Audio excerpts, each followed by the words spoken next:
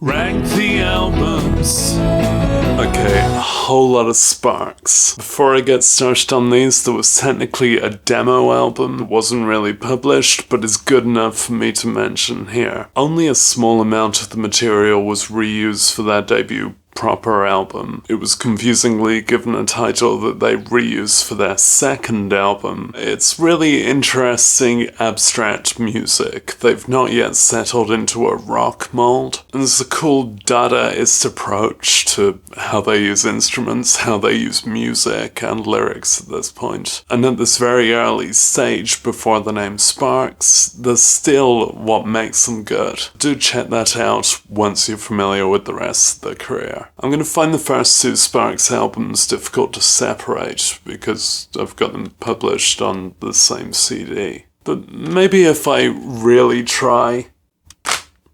Hey, okay.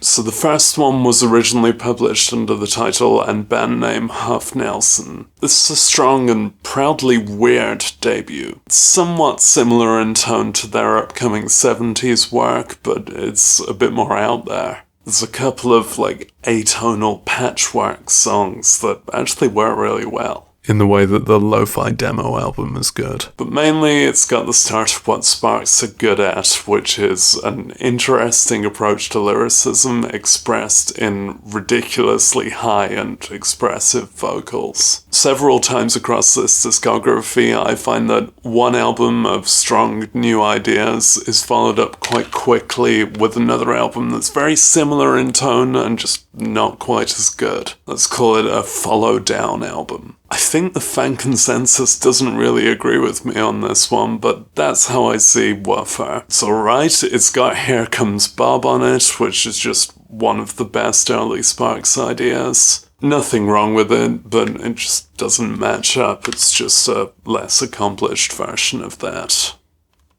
Then with major changes to the lineup, you've got to notice among these earlier albums that there are more credited members of Sparks than the two brothers. And this new British band really brought the material out. And what great material. This is Ron Mail on a roll. In fact, there were 2 studio albums within that calendar year, and this is the follow-down, but Come On In My House, just start to finish, impressive and exhilarating and interesting music. You'll probably know This Town Ain't Big Enough. You might not know that the rest of this 11-track album matches up to it, and the extra B-sides thrown onto the CD version. This is pristine work. Sparks changed direction several times, but this is one of maybe the main way to represent Sparks at their best. Propaganda is a continuation of that streak, but I find it lesser. It's still good because it's still that streak. There's a more frantic vibe to this. There's a satisfying hurry to several of the pieces that we'd later associate with punk. I think it really picks up around the middle with some of Sparks' best tracks there, but you can miss the start and the end. There's just more mediocre material, some intentionally annoying songs, which, and this is going to take a lot of explaining,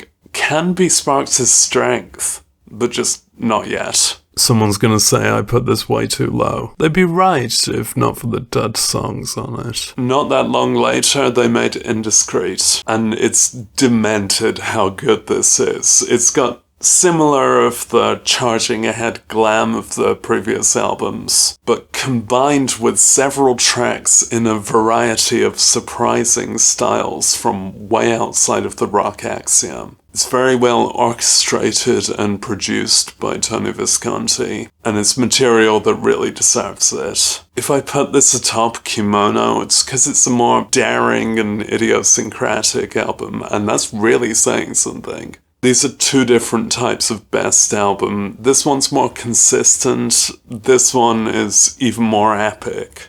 In a few ways, Big Beat is a follow-down from that, but not exactly. It's quite different in its approach. Its emphasis on guitar and drums makes Ron Mail almost inaudible, but I think one album in the backseat is okay. Though he's still backseated in some upcoming albums. These are still really interesting songs, but now they're delivered with hammer force. This album really stomps ahead. I've seen it disparaged among the Sparks discography, and I think they're wrong.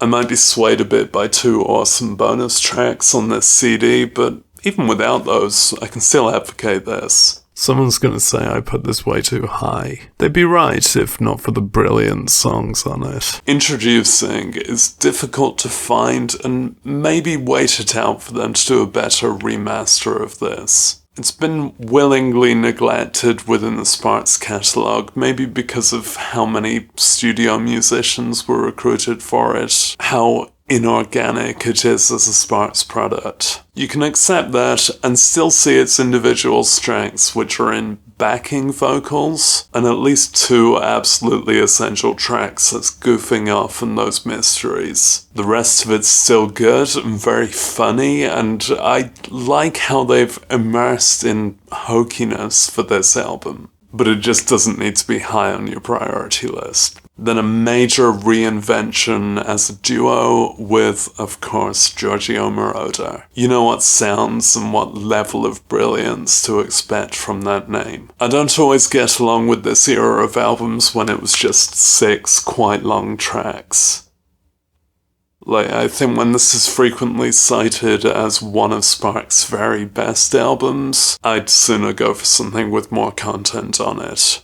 But what is here really works. I think one thing that really makes this sound is the live drums. A lot of similar kind of disco can have programmed drums, and it's a nice contrast between the sequencers that make this very mechanical motion and the drums that make a very live motion. Let's point out a secret side project. Noel's Dancing is Dangerous. Sparks wrote this. It's as impressive as it is obscure. Then there's later work with Lizrita Matsuoko and Christy Hayden. There's definitely vaults of worthwhile extra Male Brothers content beyond their albums. Release it. And then the follow down. Moroder wasn't available. I think they got his understudy in. Okay, kinda true, but not the way to dismiss Harold Faltermeyer. Again, a shorter track list, and one of them's just an instrumental version of one of the other songs. Some of the songs outstay their welcome a bit. It's not a best example of Sparks, but I do think it's underappreciated. I still really like what's here.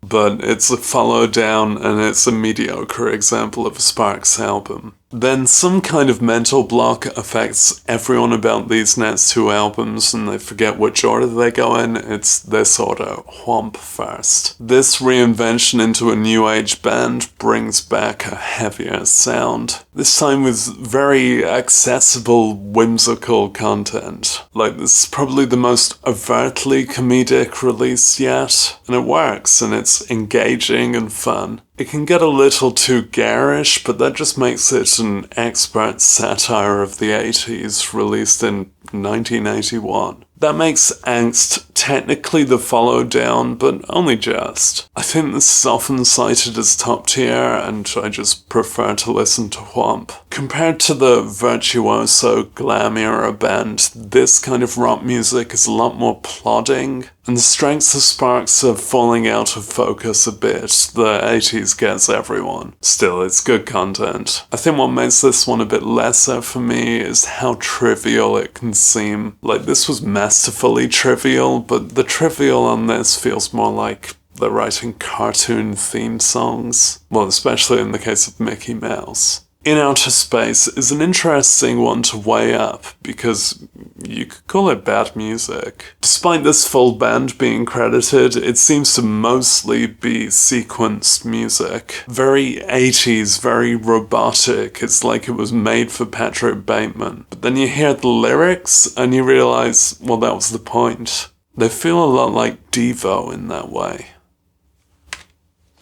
It's such satirically shallow music. I've already said that they were satirizing the 80s in 81. Here they are satirizing the worst excesses of the mid-80s in 1983. This aspect holds this album way down from the upper tiers of the Sparks catalogue, but when you're ready to hear it with its intended context, it's a good listen. Okay, that brings us to the mid-80s, and I don't have the CDs, and you know what that means. This video is a lot of work, so I'm gonna let my voiceover self handle that bit. Colin.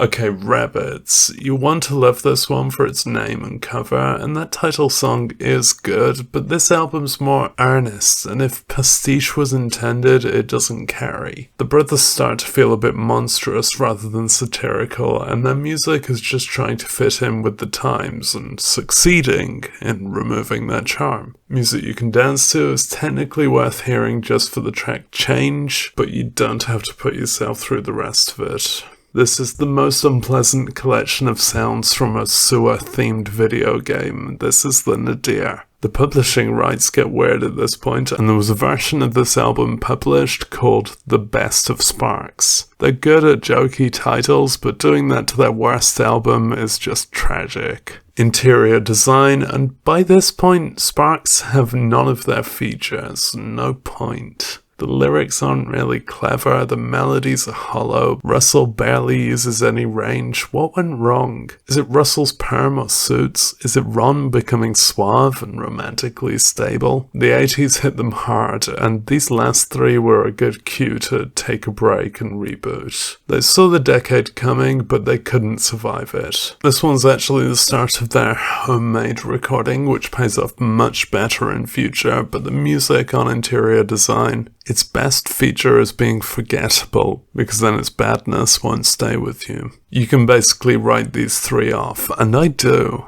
but then you'll feel the urge to revisit them because it still sparks, and I did, and regret doing so, and yeah. Thanks, Colin. That couldn't have been easy.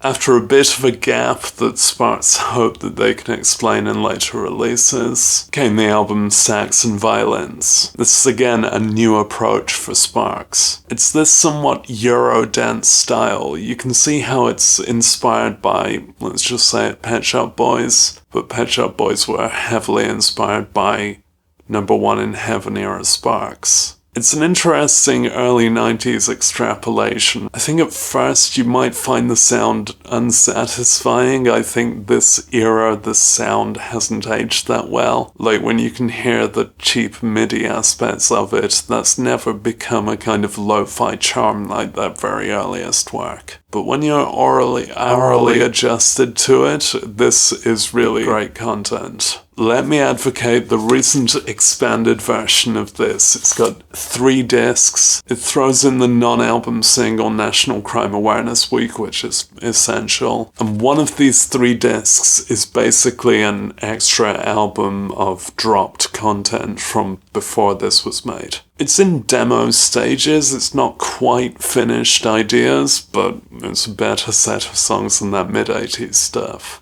Plagiarism, technically compilation time, but don't worry at all, these are all fresh recordings. I love it when someone does that, reinterpreting their own songs. Yeah, it's not a new creative avenue, but it's a really good sideshow. A lot of these are really good choices. There's a couple of tracks from the dud years that are the good songs from that time, now given a more interesting sound. Put simply, there's 3 main ways that they've reapproached their existing songs on this. One is Visconti orchestral versions. They are very welcome. That voice deserves strings, and the strings deserve that voice. The second approach makes older songs seem quite similar to what's on this album. There's a collaboration with Erasure. At its least interesting, that approach can just flatten out some of the existing songs. The third approach is a full wild rock band, in 2 cases, that being Faith No More. Now, Faith No More does come with Mike Patton as a vocalist, and he tries his damn best to ruin these songs. But the fact that they survive says something about the songs. Now, some of the rock work really works. Angst in My Pants sounds good in this form. I'm oversimplifying it by saying 3 categories. There's a few on here that don't really fit that, and those are quite interesting new versions. Now, it's much later, but I'm gonna have to call Balls a follow down from Sax and Violins. It sparks without loads of a purpose or even an identity. Bits of this shine through. I'd struggle to fathom this being anyone's favourite. kind of coasting, and yeah, the rhythms sound pretty cheap by year 2000 standards. It's just hollow in the middle. The quality of Sparks is often in direct proportion to how high his voice is going, and yeah, this one goes pretty low. Then a much lauded reinvention. It's German for little to no beats. I've seen many people try to describe what an amazing new form of Sparks this is, and they always do, and they have to cite the repetitious nature of the songs. And that directly sounds like a bad thing until you actually hear it. I think it took me a couple of listens to be convinced by this one, but the expressive quality of the many layers to this music is just amazing. I'd said that the rhythms had got a bit hokey on this one, and they're doing a lot better without that. We're back to vocal acrobatics and just a new form of composition. It's not about what can be played back live or programmed into a MIDI machine, but what can be constructed. There's technically a follow down, but there's enough different about this that I don't really want to file it that way. This is really built around its lead single and first track, Dick Around, which is one of Sparks' best ever songs. The rest of it does a similar thing to Lil Beethoven, but with a wider palette. Less essential, but still a really good work. You might struggle to discern Young Lovers from Exotic Creatures. They're a similar vibe, but I remember it by this being the one that's good. Yeah, this is alright, but for once, I'm not really in tune with the comedy. It's got a lot of nagging piano motifs. It feels in quite a few cases on this one that the song titles were written first, and then they tried to flesh out those punchlines into a song, but it's just so inherently comedic that I see it as pretty shallow overall. Still, 2 tracks I fully recommend, and I've read enough different opinions on this that I can accept I'm probably just wrong about this one. Now we're getting obscure. I only just got this one because it's only just really come out on CD. This is a radio musical fantasy starring the director Ingmar Bergman, and it's just as good as that idea is surprising. This narrative writing suits Sparks. This one's harder to rank among albums because it's not just putting songs on, you've got to be ready for a narrative arc, but it's a really good version of what it is. It's taken a very long time for them to get around to a live album, and in Sparks' fashion, they've insisted on doing something interesting with it, in this case stripping it all down to vocals and piano. I'm not going to rank the live album, and I don't know if there's any songs that actually sound better in this form. Okay, Sherlock Holmes. But of course, I should stick up for piano and vocals. Okay, FFS. It's a collaboration and it works. Maybe if I do a rank the albums on Franz Ferdinand, I'll have to include this there as well. Although if you look in the writing credits, this does lean a bit more Sparks. Having this rock band alongside them though has revitalized Sparks' sound. This is performed and even written with the vitality of a 21st century indie rock band. Do look out for different editions of this, you want to get the one with 16 tracks. And that encounter with Franz set them up for their next, kind of similar, Sparks home run. The creative vigor on this is absolutely refreshed. They've escaped their prior idia, by basically combining and amassing them all. This is legacy Sparks. It's kind of like Bowie's The Next Day. They're just making so many great new songs that could fit into different places in their career, but know where they actually fit is in the modern age, on an album that's easily among their best. I find Drip to be the follow-down to that. It's like technically clever, but I'm just not quite as convinced by this one. Maybe it's found me in the wrong mood, or maybe it just doesn't do anything quite as good as that last one, and doesn't do enough that's quite unique. But still, the follow down to this is gonna be good. I think Left Out in the Cold matches up, and the rest of it is just consistent. This brings us to the second musical and latest Sparks release, Annette. Now the soundtrack to this has been published twice. I got it as soon as possible, but I got the Cons edition, and it's made me feel like a right cons. Because this is an abridged version. Oddly abridged. It does a lot of the early part of the film and then jumps right to the end. Let me advocate the film, by the way. It's not exactly a convincing story, but it's an aesthetic wonder, and it combines with the music very well. If you do go for a soundtrack CD, get the bigger edition, because it's all on there, including a couple of cutscenes. A lot of this is sung by the actors, particularly Adam Driver. I would have preferred to hear it without auto-tune, but I understand the practicalities of that. It's an enthralling piece. It's an interesting approach to musicals. It's not a typical musical at all. If you've heard of that rule of cinema of show, don't tell, then that's flagrantly and continuously broken by this musical. But when it's coming from Ron Mayall's pen, that's the point of it. I don't know, I find it useful for the characters to actually tell me what they're feeling. I can't really stomach films in general, but I really advocate this one. With the heft of a filmic narrative, you won't really return to this like you would just an album. There's interesting depths and breadths explored by these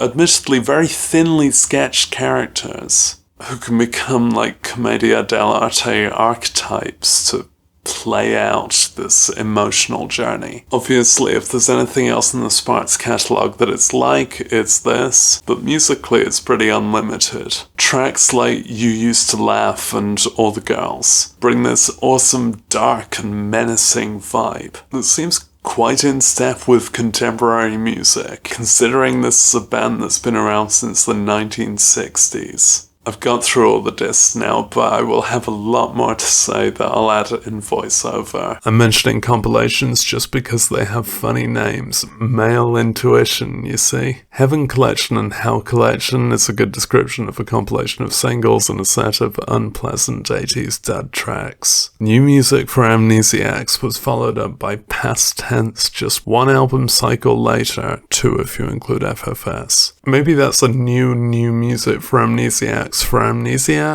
And then there was another one for the documentary, so that's 3 best-ofs in 3 Sparks album cycles. Anyway, most of the actual albums are awesome enough that you'll be reaching for those. And apparently there should be more soon, and further unveiling of secret old projects. I think the musicality and wit of Sparks takes a bit of getting used to. You might be baffled until you're tuned in. I came to them kind of late as a listener and musician myself, but they quickly slotted in as a major influence. Maybe because they're a major influence to my other influences. They constantly test and question the format of pop music while being bloody good at it. Sparks are a well of creativity and irreverence. It's this uniquely witty approach to songwriting, somehow sardonic without being insincere, and the contrasts involved in their performance, with absolutely gymnastic vocals contrasting with often very mechanical backing.